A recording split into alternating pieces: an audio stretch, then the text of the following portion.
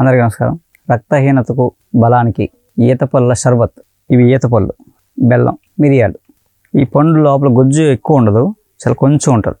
ఇది ఏంటంటే ముందు ఈతపళ్ళు బాగా ముగ్గిపోయిన పళ్ళు ఒక పెద్ద గ్లాసు షర్బత్ చేయాలనుకోండి, ఓ 10-15 పళ్ళు, ఓ 15 పళ్ళు మెత్త పిసికేసి బాగా ముగ్గితే పేస్ట్ అయిపోతుంది. ఖర్జూరం ఇలాగా వస్తుంది అన్నమాట. ఇందులోనే పక్కకి పోతాయి. ఇప్పుడు 15 పళ్ళు, ఒక గ్లాసు అంటే 300 ml వాటర్ ఇందులో వేసి మరగబెట్టాలి. ఇది మరుగుతూ ఉంటుంది. అసలు ఈతపళ్ళు ఎప్పుడు వస్తాయి తెలుసా? అసలు ఈతపండు అంటే కూడా తెలియని వాళ్ళు ఉన్నారు. మన పిల్లలకి అసలు తెలియదు.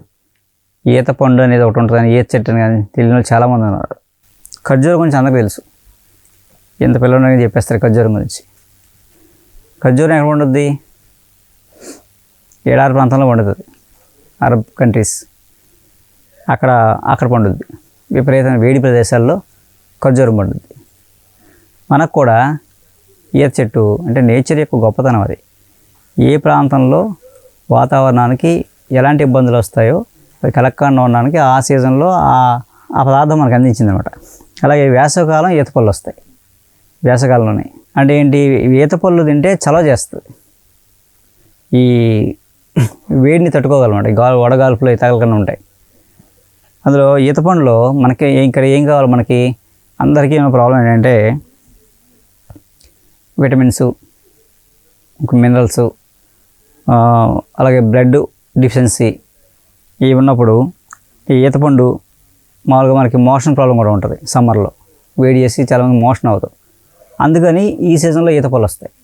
ఆ ఈతపళ్ళు తిన్నాం అనుకోండి, బ్లడ్ ప్రాబ్లం ఉండదు, మోషన్ ప్రాబ్లం ఉండదు, మనకి వడదెబ్బ, గాల్పులు, వేడి గాల్పుల వల్ల ఇబ్బంది ఉండదు. ఇంకా రెండోది ఏంటంటే ఇది ఇంకా మేధస్సు కూడా పెరుగుద్ది ఈతపళ్ళు తినడం వల్ల. అసలు ఇప్పుడు ఈతపళ్ళు తెలియదు. ఒకవేళ తెలిసినా తినే పరిస్థితులు మనం లేము. ఇక్కడ మనకిచ్చిన మన ప్రకృతి మనకి ఇచ్చింది ఈతపండు. అక్కడ అరబ్ దేశాల్లో వాళ్ళకి ఇచ్చిన అక్కడ హై టెంపరేచర్ కాబట్టి వాళ్ళకి ఖర్జూరం. సో వాళ్ళకి అది ఉత్తమం. మనకి ఎంతమంది చేత చెప్పలేము. కానీ మనకి ఈతపండు చాలా మన బాడీకి సూట్ అవుతుంది అన్నమాట. మనం పక్కన ఉన్నదాన్ని మనం వదిలేసి ఎక్కడో ఉన్నదాన్ని విపరీతంగా వాడేస్తుంటాం, అవసరం ఉన్నా లేకపోయినని. అది మన దౌర్భాగ్యం. అలా ఏంటంటే ఇక రాబోయే రోజుల్లో ఈత చెట్లు కూడా ఉండవు. ఈత చెట్టు నుంచి మన నిత్యంగా మనకి ఏ చెట్టుకి మనిషికి ఉన్న సంబంధం ఏంటంటే ఈతాకులతో చేపలు, చేప మీద పడుకునే వాళ్ళం ఏంటి, ఈత పళ్ళు తిన్నాం. మామూలుగా అయితే ఈతకళ్ళు కూడా తాగుతారు. ఈతకళ్ళు కూడా మందుగా వాడేవారు ఈతకళ్ళు నుంచి. అలాగే ఈత చెట్టు వేర్లు కూడా ఔషధాల్లో వాడతారు. సీజన్లో ఈతపళ్ళు అందరం తినేవాళ్ళం పూర్వం. ఇప్పుడు అసలు ఈతపళ్ళు దొరకట్లే. ఏ చెట్లే లేవు. ఇంకా రాబోయే రోజులు ఏ చెట్లు కూడా ఉండవు.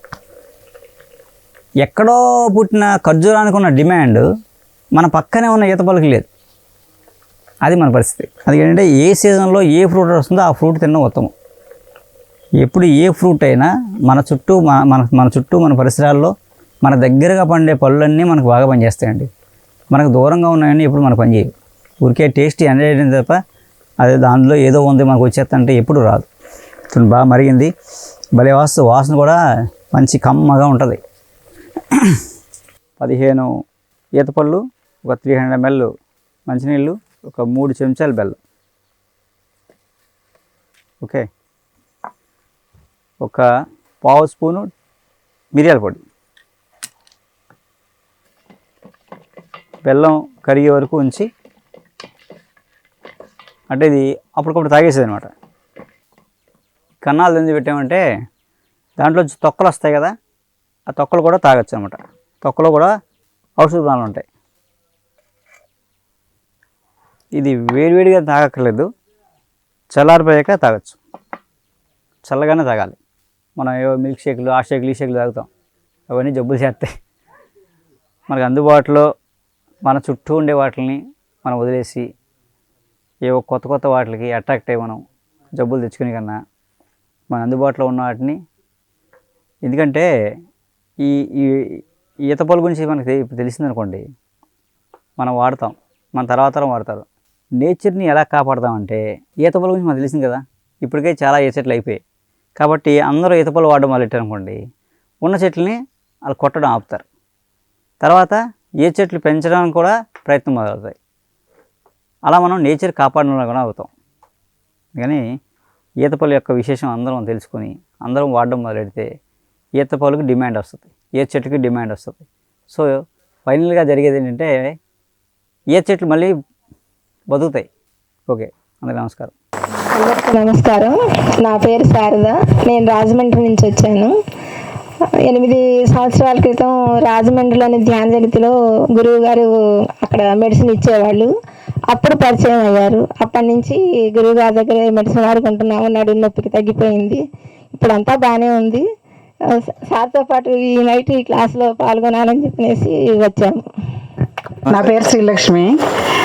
నేను వైజాగ్ నుంచి వచ్చాను. యాక్చువల్గా నాకు 2019లో క్యాన్సర్ వచ్చింది, బ్రెస్ట్ క్యాన్సరు. అప్పటికి నాకు డాక్టర్ గారు పరిచయం లేదు. 2019 మొత్తం కరోనా టైం వరకు నాకు ట్రీట్మెంట్ అయ్యింది, వేరే హాస్పిటల్లో అలోపతి అయ్యింది.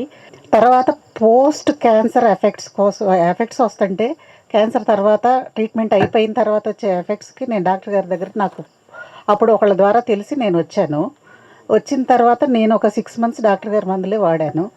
మోకాళ్ళ నొప్పుల దగ్గర నుంచి అన్ని బోలెడ్ సైడ్ ఎఫెక్ట్స్ అండి. నిలబడలేకపోయేదాన్ని, ఆయాసం కూడా వస్తుండేది నాకు. నేను 6 నెలలు వాడాను డాక్టర్ గారి మందులు. అంతా క్యూర్ అయింది నాకు. ఇప్పుడైతే ఏ ప్రాబ్లం లేదు.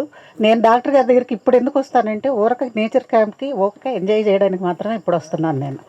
నేను నన్ను చూడండి, బాగున్నాను కదా ఇప్పుడు నేను. అది ఓకే, థ్యాంక్ యూ.